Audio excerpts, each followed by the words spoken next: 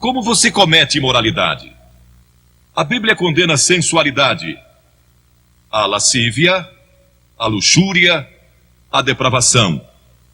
Sabem, Deus não condena apenas a ação, mas também os pensamentos e intenções do coração. E estamos sob a sentença de morte por causa disso. Psicólogos declaram que em qualquer batalha entre a imaginação e a vontade... E quantos não travaram essa batalha entre a imaginação e a vontade? Sua imaginação diz: veja quanto poderia se divertir. E sua vontade diz: é melhor não. Mas a vontade invariavelmente perde.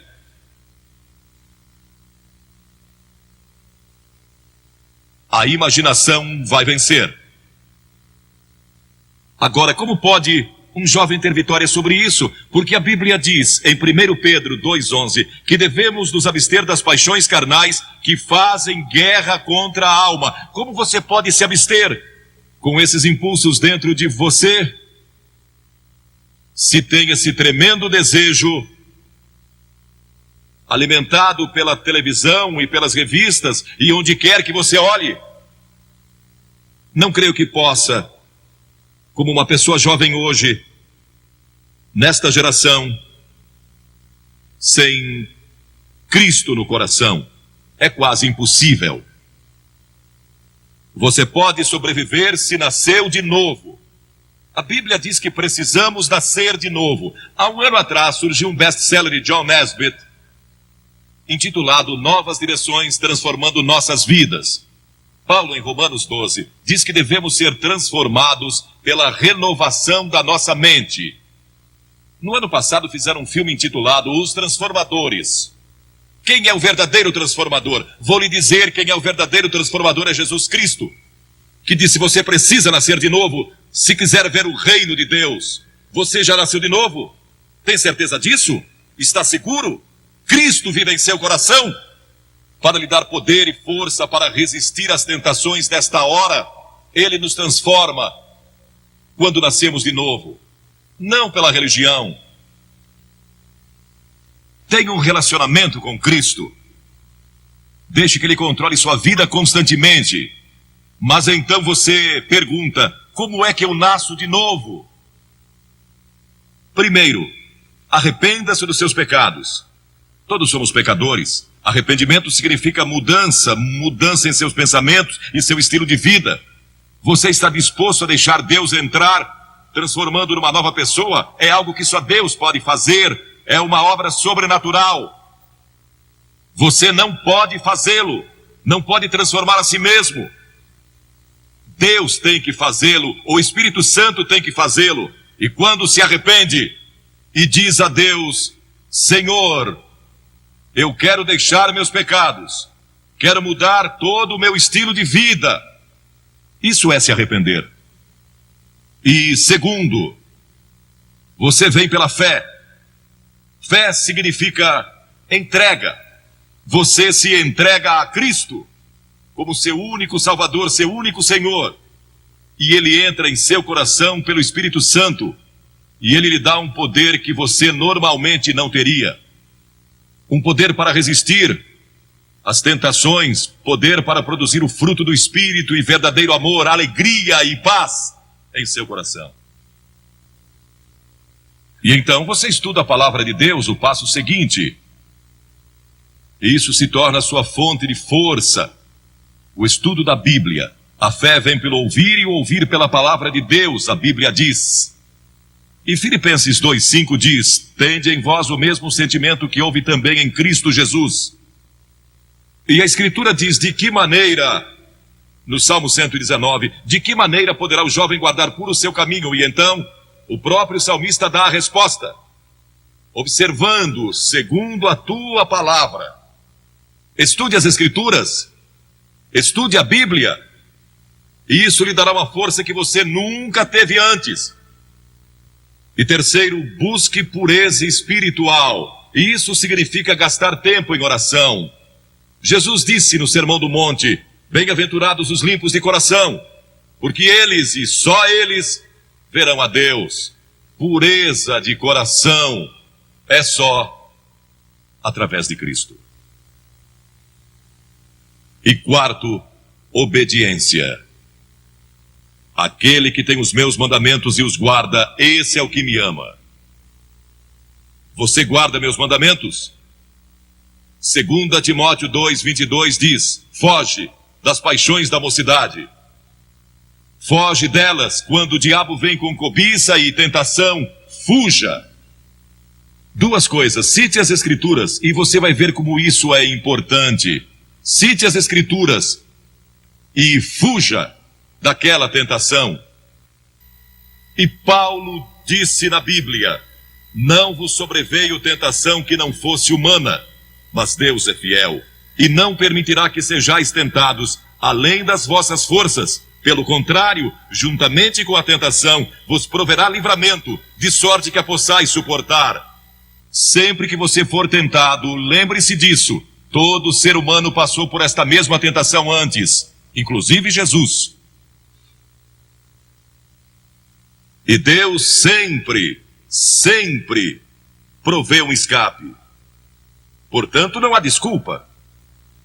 Você não poderá comparecer diante do juízo dizendo que não teve poder para resistir. Deus provê um meio de escape. No momento em que a tentação vier, lembre-se disso. Deus lhe deu um meio de escapar dela. Procure-o e o encontrará. Pois foi prometido em 1 Coríntios 10:13. Agora, estes princípios não são apenas para os jovens, são para os adultos também. Todos nós precisamos desses princípios em todas as fases da nossa vida. Paulo, escrevendo ao jovem Timóteo, disse: conserva-te a ti mesmo puro. Conserva-te puro. Quantos de nós aqui somos puros? Basta viver dia a dia nesta nossa sociedade saturada pelo sexo para sentir impureza nos contaminando. Nunca houve uma geração como esta. Viveram assim em Sodoma, em Gomorra, e em Roma e em outras civilizações do passado, mas nunca tivemos a página impressa com isso diariamente. Nunca tivemos a televisão, nunca tivemos filmes, nem tantas outras coisas lançadas sobre nós da forma que vemos hoje. Nunca houve uma geração que tivesse tanta necessidade do poder de Cristo em seu coração para resistir como esta geração. Quando José foi tentado, e aquela mulher, a esposa de Potifar, tentou segurá-lo e convencê-lo a ir para a cama com ela, ele a deixou e fugiu. E a Escritura diz que deixou as vestes nas mãos dela. E José pensou que estava perdendo tudo, porque tinha subido ao posto máximo do império comercial de Potifar. Foi lançado na prisão, mas não sabia que Deus tinha sua mão sobre ele o tempo todo, e sempre que você resiste, Deus está guardando você, e vai estar ali para ajudá-lo. Agora, esta pobre mulher que tinha sido arrastada pelos fariseus e saduceus e condenada, tinha sido surpreendida em adultério. De acordo com a lei de Moisés, ela e o homem que estava com ela mereciam morrer. O castigo era duro sob a lei de Moisés. Mas todos ali se sentiram condenados por causa dos seus próprios pecados quando leram os 10 mandamentos ou o que Jesus estava escrevendo.